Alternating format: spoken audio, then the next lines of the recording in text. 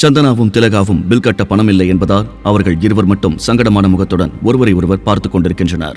அவ்வளவு நடந்த பின்னும் திருந்தாதவனாய் கார்த்திக் சந்தனாவிடம், ஏன் சந்தனா அப்செட்டா தெரியற?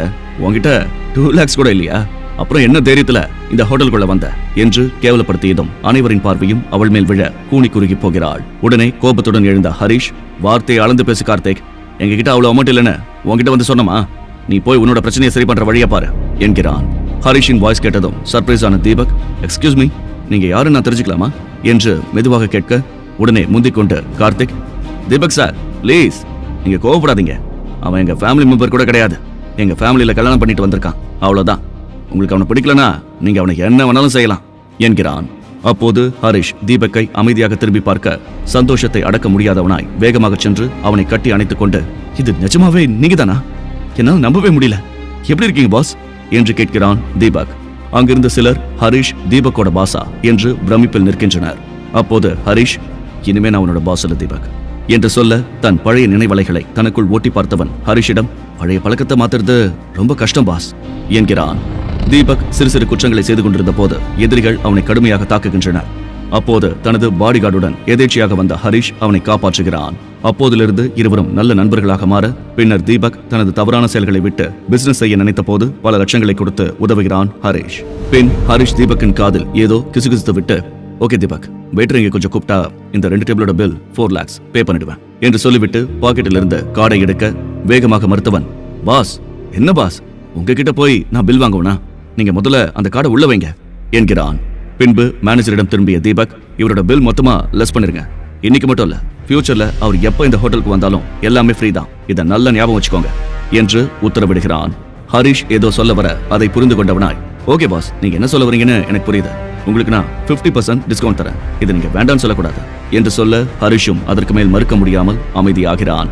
பின்னர் தீபக் மேனேஜரிடம் டிஸ்கவுண்ட் பில்லை எடுத்துக்கொண்டு வர சொல்ல மேனேஜரும் உடனே செல்கிறார். இதை தனக்கு சாதகமாக பயன்படுத்திக் கொள்ள நினைத்த அனுராதா தீபக்கிடம், சார், எங்களோட ஹரிஷ் மாப்ள உங்க ஃப்ரெண்டுன்னு எங்களுக்கு தெரியாது, நாங்க எல்லா பில்லையும் சேர்த்து மொத்தமா கட்டுற பட்சத்துல எங்களுக்கு அந்த டிஸ்கவுண்ட் அமௌண்ட் கிடைக்குமா என்கிறாள். தீபக் அனுராதாவை பார்த்து சிறிய புன்னகையுடன், எனக்கும் கொடுக்கணும்னு ஆசைதான் மேடம், ஆனா உங்க பேரன் உங்க ஃபேமிலிக்கும் என் ஃப்ரெண்டுக்கும் எந்த சம்மந்தமும் இல்லைன்னு சொல்லிட்டாரே, அப்புறம் எப்படி நான் உங்களுக்கு டிஸ்கவுண்ட் தரது? நீங்க உங்க ஃபேமிலியோட பில்ல தனியா பே பண்ணி தான் ஆகணும் என்று கூறுகிறான். அசிங்கப்பட்டவளாய் தனக்குள், இந்த கார்த்திக் எல்லாத்தையும் சொதப்பி வச்சிட்டான் என்று முதல் முறையாக கார்த்திக்கை வெறுப்பாக பார்க்கிறாள் அனுராதா. அப்போது மேனேஜர் பில்லை கொண்டு வர ஹரிஷ் அதை வாங்கி பார்க்கிறான்.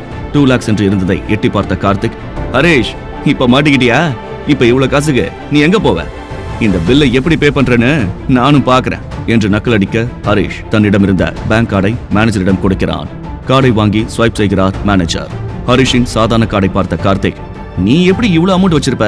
சீன் போடுறதுக்கும் ஒரு நியாயம் வேண்டாமா என்க, அருகில் இருந்த வேறொருவன், கார்த்திக் சொல்றதும் சரிதான், இப்ப அந்த ஹோட்டல் மேனேஜர், சாரி சார், உங்க கார்டுல பேலன்ஸ் பார்த்தாதுன்னு சொல்லுவார் பாரு, அதுக்கு நான் பெட் கட்டுறேன் என்கிறான். அதற்கு மற்றொருவன், ஆமா, அந்த ஓனர் சொன்னப்பவே இந்த ஹரிஷ் அக்செப்ட் பண்ணிட்டு போயிருக்கணும், இப்ப தேவையில்லாம எல்லாரும் முன்னாடி அவமானப்படுற மாதிரி ஆக போகுது என்று பேசிக் கொள்கின்றனர். சந்தனாவோ ஹரிஷிடம் அவ்வளவு பணம் இருக்குமா என்ற கவலையில் மேனேஜரை பார்த்து கொண்டிருக்கிறாள். அவர்கள் கேட்ட லட்சக்கணக்கான பணம் டிரான்ஸ்பர் ஆனவுடன் மேனேஜர் கார்டை தேங்க்யூ சார் என்று கொடுக்க, என்ன டிரான்சாக்சன் முடிஞ்சிருச்சா? இது எப்படி நடந்துச்சு என்று அனைவரும் குழம்பிக் கொண்டிருக்கின்றனர்.